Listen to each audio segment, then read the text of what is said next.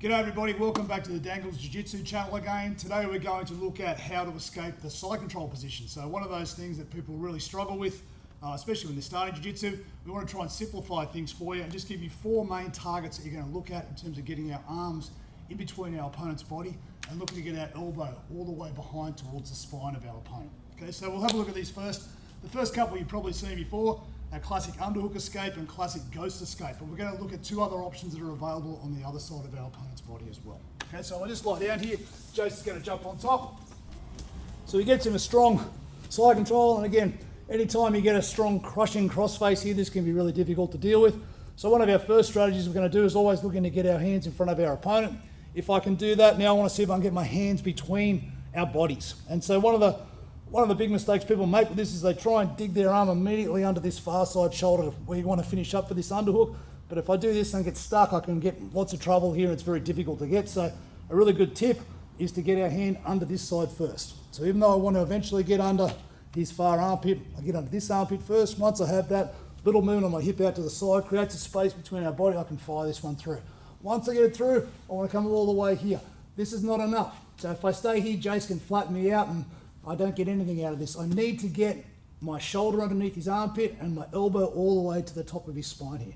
Once I do that, now I'm in a position where I can win, either coming up for a single leg or switching all the way up and getting behind our opponent to get out. So that's your classic underhook. The other one that you probably already know as well, same again, if you're here and there's a lot of pressure on this arm here that I feel I don't want to bring it in front, I might get caught, I might get Americaned, I'm going to use my other arm. So from here, if I create some space, I'm going to bring my arm all the way through, and now this hand comes out the other side, down at his pocket on his far side. Again, from here, this is going to allow me to block here to start with, and if I start to move my body, I can start to create a bit of an angle where I'm going to be able to free my head and come out and get behind our opponent. As I said before, my ultimate goal is to get all the way to get my elbow right at the center of his spine here. So as I move around, my arm goes from being down at his pocket, shifts up behind his armpit here, so I can get more freedom of my shoulders under his armpit, and now I get to here. Once I'm here again, you can see my elbow's right at his spine. Now I'm in a position where I can move all the way out and get up into a front headlock attack. So again, that's the main concept we want you to be able to take away from this, is the idea of getting the elbow all the way to the spine. So they're the two that you're probably familiar with. The next two we're going to look at are highly effective as well. And one of them is going to be the Octopus escape, which you often get from the half guard position, but you can do from the side control as well. And also looking at a shoulder crunch. Shoulder crunch is one of those things where we're getting our elbow all the way behind our opponent's torso, and it's going to give us very powerful escapes as well. So just with this one, I'm just going to lie down, a bit of a different angle so you get a better look. So Jason's on top here. Similar sort of situation where he's got a strong crossface, and again, I want to try to get my hands in front. If I can manage to get both hands under the armpit here now, and I can clear this head, his arm to the other side of my head, now I've got an option where I can come up with my left hand, turn, get all the way up, and again, start to wrap his body.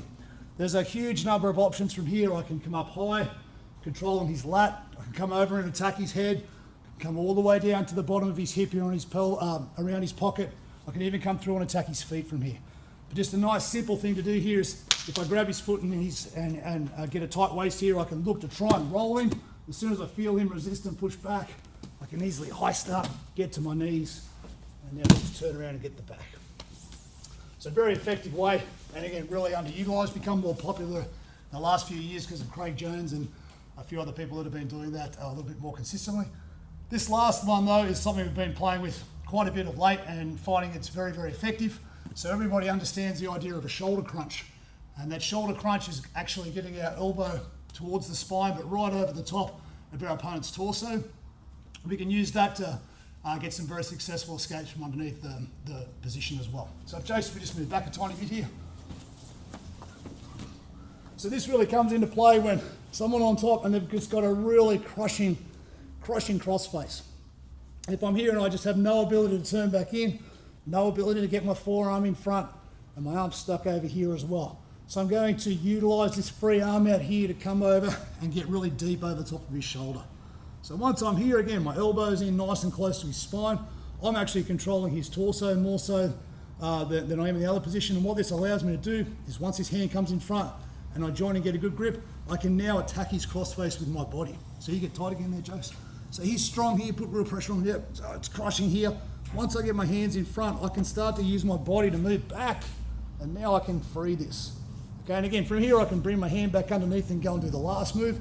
But something that works really well is a lot of guys don't like to give up the top position. So from here we can come and get a reverse crossface, almost like a Thai boxing style crossface you would use against someone who's putting the plum on you. And now if I get his shoulder low, shoulder and head low, I can hip toss, take him over to reverse the position. Awesome, thanks Chase. So there you have it guys, 4 different targets to attack. And again, as we talk about, we always want to think about our anatomy of our opponent as the easiest way to think about jiu-jitsu. So we're really attacking underneath the armpit on either side and then underneath the pockets on both sides. 2 arms, 2 sides, 4 options. You can't go wrong. So give it a go.